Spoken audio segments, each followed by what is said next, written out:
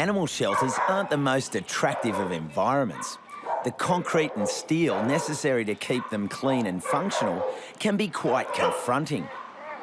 It's a situation that the RSPCA headquarters in Yagoona in Sydney's southwest is trying to change. Over 400 rescued animals live here. The RSPCA's mission is to give them a second chance. But traditional surroundings are not always conducive to adopting a furry friend. But that's where plants come in. The RSPCA are reimagining what a shelter could be and are in the early stages of creating landscape gardens that are inviting to humans and animals. Let's take a look.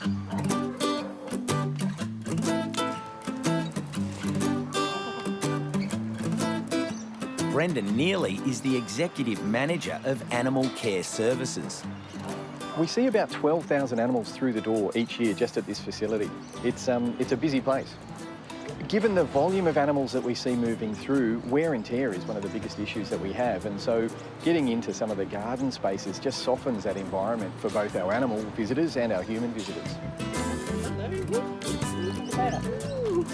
The first area to be completed is this special spot for small animals, where rabbits and guinea pigs can meet potential new families. Very soft, isn't it?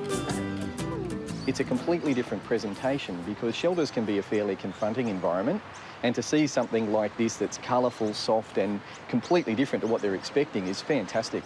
And if they stop and pause while they're walking through our facilities, it actually increases the adoption chances, so it actually helps animals find a home. Okay. Steve Warner is the landscape designer who created the space. This area is meant to be for the kids to come in and just relax. It's a safe area to bring a rabbit, to actually come in here, pop the rabbit down, sit on the ground with the rabbit and actually engage. You just have some fun. If you can have some fun, you'll start bonding with the animal. I notice there's lots of colour and the fences are black and quite low, so you don't even feel like they're here. No, I'm glad you said that, because what was the most important is getting the balance. We need to enclose the space, but it's really important that it didn't feel caged in. There were some key requirements for plant choices in the project.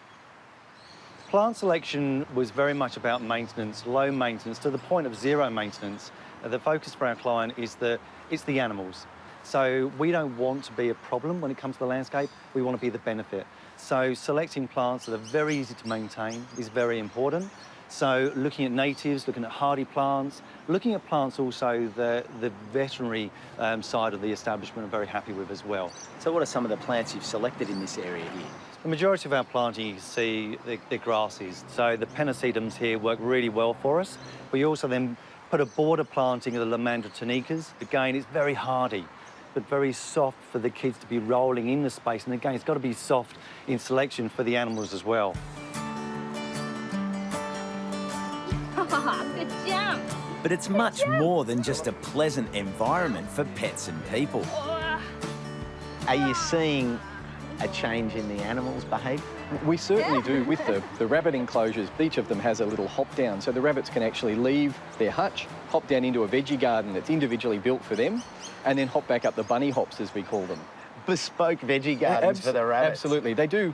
It's also really interesting because we're able, particularly for the rabbits and the other pocket pets as they're referred to, seeing them do what they do, which is dig up lawns, chew things, is a great way for people to go, actually, I've really got to consider taking these on.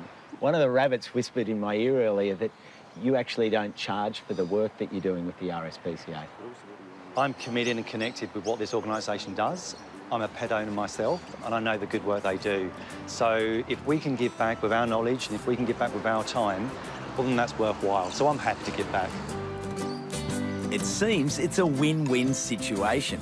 Steve's happy, the RSPCA are happy, the visitors are happy, but it's the animals that are set to benefit the most. Yum! To give an example of exactly what it's done, we've seen our rabbit adoptions double since the gardens came online, which is an amazing result. The ultimate thing that we're aiming at is getting these animals a second chance. And so as a result, to see a doubling of those figures simply because of the garden space here, it's paying dividends every day.